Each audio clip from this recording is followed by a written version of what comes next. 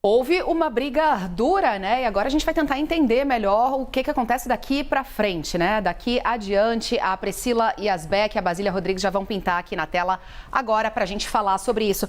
Ô Pri, movimenta para cá, movimenta para lá, a dúvida era como seria pago, mas que seria pago seria, né? Afinal de contas, fura teto de gastos ou não fura teto de gastos? É de dividendos da Petrobras e da Eletrobras? Vamos tentar esclarecer esse assunto por aqui. Bom dia para você ao vivo, né? Que se a gente não dá bom dia aqui na tela, parece que é mal educada. A gente já se viu, mas bom dia, né, Pri?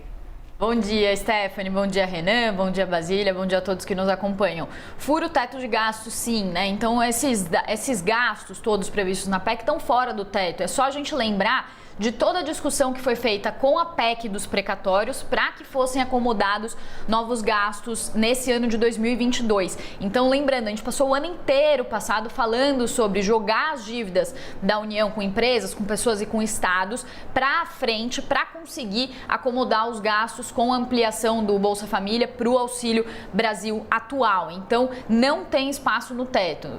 Esse é um ponto. O outro ponto muito importante que vários economistas estão repercutindo no dia de hoje, depois da aprovação da PEC dos benefícios, é o quanto que são os sinais na entrelinha que aparecem, inclusive vindos da política, mas que trazem uma preocupação muito grande para a economia. Porque o que se percebeu e o que se trouxe de saldo de toda essa discussão é a força muito grande que o Centrão conseguiu e o Arthur Lira, que hoje, inclusive, no mercado está sendo chamado de primeiro-ministro do Brasil. Tamanha força de Arthur Lira para conseguir fazer a aprovação de projetos e também de manobras para conseguir que esses projetos sejam aprovados, como a gente viu, né? Com, por exemplo, as datas de votação remota sendo modificadas para que o quórum ficasse ali na quantidade que era necessário para aprovação da PEC, também deputados de licença que puderam votar. Tudo isso mostra um poder muito grande de Arthur Lira. E por que isso preocupa? Preocupa porque mostra que o Centrão está conseguindo mudar regras da Constituição, está conseguindo afrouxar a Constituição em prol de um projeto político. Inclusive, um ponto importante que muitos economistas estão repercutindo hoje é que o Congresso aprovou na surdina outros projetos que prevêem também um afrouxamento das regras de lei eleitoral, de gastos por orçamento, que trazem uma preocupação muito grande do que está por vir. Então, tudo isso já se reflete em alguns preços, em alguns indicadores da economia. Por exemplo, o Risco Brasil subiu por maior nível desde o começo da pandemia. Taxa Selic, os juros aqui já estão previstos para passarem algumas apostas de 14% ao ano. Além disso, endividamento público, a previsão passou nesse ano está em 78%, vários bancos estão revisando para cima de 80%, 84% para o ano que vem, fora o resultado das contas públicas nesse ano, que tinha uma previsão de ficar em superávit, né, um saldo positivo, agora bancos já revisando para um saldo negativo. Então, é tudo em linha com o que a gente já vinha falando, esse alargamento, esse afrouxamento das regras que regem o orçamento, que regem as contas públicas, elas trazem uma preocupação muito grande adiante. Os dados refletem isso. Então, há uma perspectiva de que o pacote de benefícios ele ajude no curto prazo, mas traz problemas mais estruturais adiante. A gente ficar na torcida de verdade para que esse pacote, esses estímulos que vêm para a nossa economia sejam suficientes para conseguir trazer uma atração que não faça com que essas perspectivas que estão muito pessimistas por causa desse aumento de gastos públicos, para que elas não se concretizem. Mas infelizmente não é de torcida que um país vai para frente, né? Agora é ver como que essas questões vão se desenrolar e esses projetos aí que foram aprovados aí na surdina no Congresso e que eles podem trazer de risco adicional para essa situação toda da economia hoje.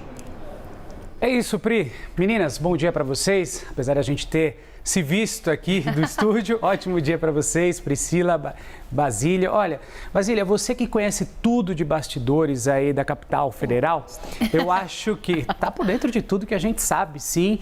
Nossa representante aí na capital federal, eu queria saber, foi uma verdadeira novela essa aprovação do segundo turno da PEC. Como é que está o day after, digamos assim, o dia seguinte aí dessa aprovação? Apesar dos 469 votos a favor, a gente teve muita fumaça com relação à oposição, mas muita gente foi lá e votou a favor, né? É uma novela com um final certo, né? Eles sabiam, tanto opositores quanto governistas, que esta proposta iria passar. É o principal trunfo, a principal arma eleitoral, especialmente para o governo, né? Mas também para os oposicionistas. Isso porque lá atrás a oposição, encabeçada pelo PT, já havia apresentado essa sugestão de reajustar o Auxílio Brasil de R$400 para R$600. Agora, votar contra isso seria um tanto contraditório, deixou mesmo a oposição numa saia justa, né? Dizer não para uma medida popular como essa, que despeja recursos públicos, fura teto, mas traduz tudo isso em benefícios na mão do povo, realmente é algo impraticável um político não colocar o seu voto ali confirmando. Tanto é que a gente viu, Renan, Stephanie, Priscila, muito bom dia para vocês, a todos que estão aí conosco aqui na CNN Brasil, que esse segundo turno mostrou que a PEC passou e passou muito mais bem votada do que no primeiro turno. No primeiro turno, o texto foi avalizado, né, liberado aí por 393 parlamentares. Agora, no segundo turno, foram 469 votos. Tinha uma sensação também de que não dava mais para segurar esse trem da PEC, do pacotaço social. Já estava certa mesmo a aprovação e, além disso, contou com uma série de manobras antirregimentais feitas pelo presidente da Casa, Arthur Lira, seus aliados, para permitir o voto de todo mundo, até mesmo quem não estava aqui em Brasília, até mesmo quem estava de licença médica. Vários parlamentares puderam contar com seus votos aí para não deixar dúvidas sobre esta vitória, que é acentuadamente muito mais para o governo do que para a oposição. Agora, nesse day after, fica um clima de comemoração ali no Palácio do Planalto, vários ministros já contando com essa aprovação desde semana passada. Ontem à noite, em meio à votação, o ministro da Casa Civil, Ciro Nogueira, foi presencialmente ao plenário da Câmara para agradecer ali na tribuna, né? Ele cumprimentou os parlamentares que ali estavam diante da forte articulação e também do resultado, que para o governo zera o jogo nas pesquisas eleitorais. Hoje a gente tem o ex-presidente Lula liderando as pesquisas, né? Não vence em primeiro turno, mas de acordo com os levantamentos de intenção de voto, ele venceria estas eleições em segundo turno. Para aliados do presidente Jair Bolsonaro, especialmente aqueles mais otimistas, né? Os que estão aí dominando a estratégia de campanha, com a aprovação da PEC, o presidente ganha mais discurso, um discurso pouco associado ao governo bolsonarista até aqui, o discurso social. Chegar nesta série de viagens que ele tem feito à população e afirmar que, graças ao governo dele, houve a aprovação de um benefício para caminhoneiros, para taxistas. Agora é comemoração, o clima realmente é este. No caso dos caminhoneiros, a gente já tem aí um voucher estipulado de R$1.000. Para quem recebe Auxílio Brasil, sobe para R$600. O pagamento deve começar em agosto. E no caso dos taxistas, está aprovado o texto, mas a gente não sabe quando começa o pagamento, nem o valor deste benefício. Ficará até aqui por conta do Ministério de Infraestrutura poder fazer este balizamento. Queria só complementar uma questão aí em linha com o que a Basília falou, jogando para frente, né?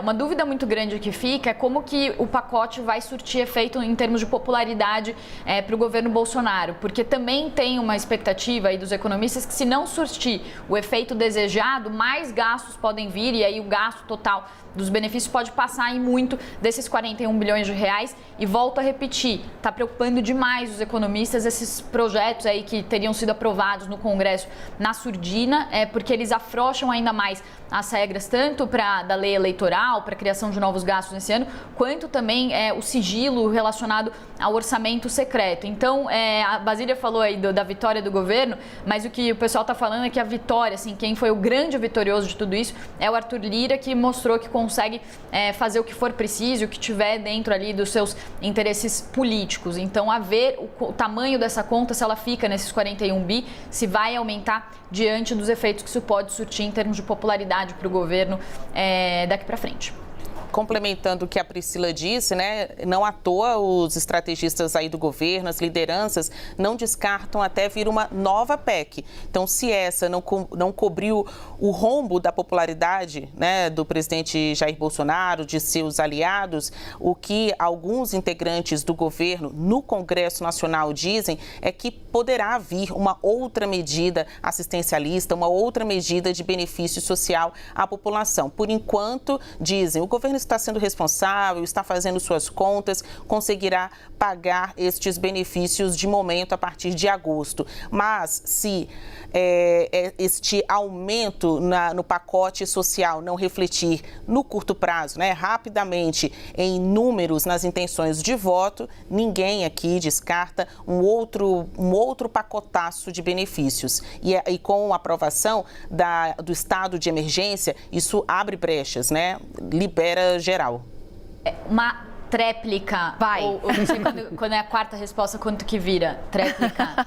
Nem sei que nome tem, mas vai. Mas, não, só pra falar aqui, a Stephanie tava me perguntando, Pri, você explica esse negócio aí do teto, se tá furando, se não tá furando o teto. E aí o governo, assim, a grande questão é que o governo tá argumentando, o governo, o Centrão, que tem uma arrecadação muito positiva, tem dividendos da Petrobras, que esse dinheiro vai ser usado para pagar o pacote. De fato, isso tá acontecendo sim, temos uma arrecadação muito positiva.